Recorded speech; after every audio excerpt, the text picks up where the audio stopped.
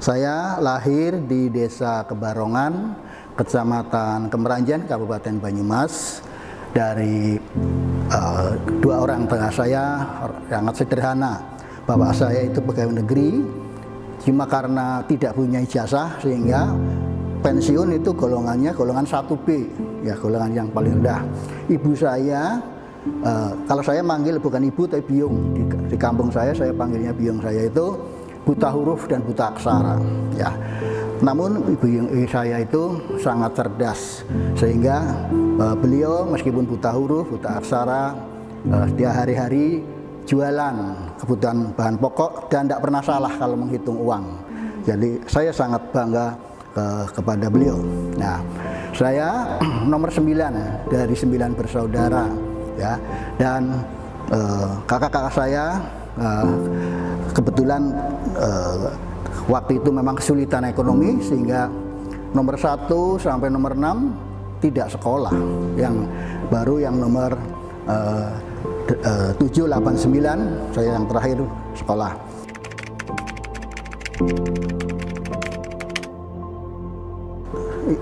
Kebetulan saya orang pertama yang lulus S1 di kampung saya. Saat itu saya punya keinginan saudara-saudara saya dan tetangga itu bisa sekolah.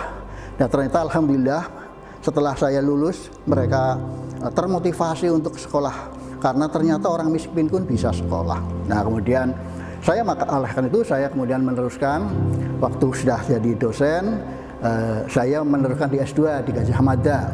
Ya, waktu itu saya bosan ilmu ekonomi, saya ingin ke IPA. Kemudian saya daftar di Fakultas Pertanian S2-nya. Kemudian selanjutnya pada tahun setelah saya umur 54 tahun, saya harus sekolah lagi, saya masuk di S3 di PDIP Undip. Kemudian saya alhamdulillah 3 tahun 2 bulan saya selesai S3 di Undip.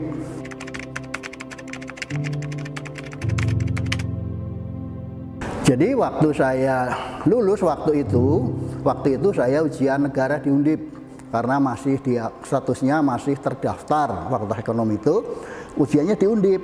Kemudian dari sekitar 45 orang yang lulus itu 4 orang termasuk saya. Jadi dari waktu itu kelas kami 80% Tionghoa, yang pribumi saya itu hanya sekitar 20 sampai 25%. Nah, saya ikut yang lulus pertama. Kemudian waktu itu dekannya Pak Dr. Andres Yulianto, saya ditawari untuk gabung jadi dosen karena selama ini kerja di perusahaan lain, ya. Jadi kemudian saya sejak tahun 1985 saya menjadi dosen di Fakultas Ekonomi dan Bisnis Unpad Semarang.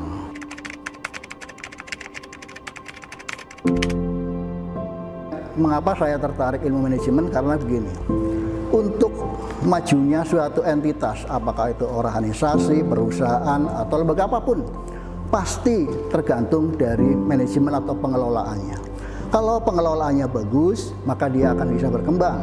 Kalau tidak bagus, ya tidak akan berkembang. Oleh karena itu saya tertarik ilmu manajemen, khususnya ilmu manajemen sumber daya manusia.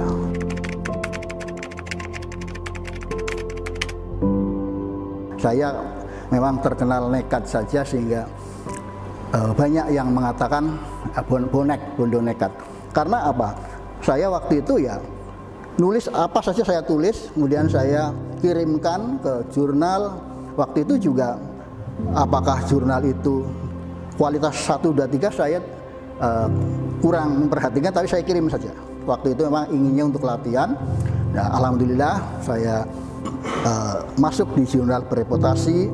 Pada awalnya ada 9 artikel yang terindeks Scopus, sehingga untuk syarat guru besar bisa terpenuhi. Nah, namun waktu itu pada tahun 2020 saya mengajukan jabatan fungsional akademik kenaikan, namun saya adalah orang yang optimis, namun kadang-kadang sifat buruk saya adalah saya gerusa-gerusu, sehingga pokoknya ya saya tulis saja, sehingga berkali-kali kembali itu secara administrasi, bukan substansi tapi administrasi, yang tanda tangan yang salah, yang apa begitu. Tapi akhirnya pada tahun 2023 22 Februari bisa turun guru besar saya. Saya bersyukur kepada Allah. Ini semata-mata karena saya yakinnya karena Tuhan yang menentukan.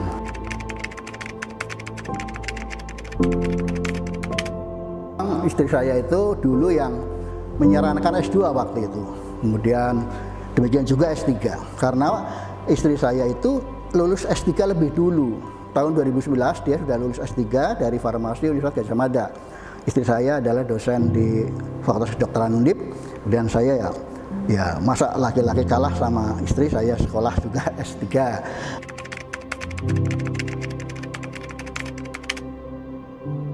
Sampai saat ini saya berpegang pada pesan bapak saya sebelum saya berangkat, yakni bahwa dia mengatakan, kamu adalah tunas pohon pisang yang bisa hidup dimanapun kamu berada, kemudian mudah dipelihara dan bermanfaat, meskipun harganya murah tapi bermanfaat. Dan pohon pisang akan mati setelah dia tumbuh tunas baru sebagai penggantinya. Oleh karena itu, kamu harus kerja keras, kerja cerdas, dan selalu berdoa.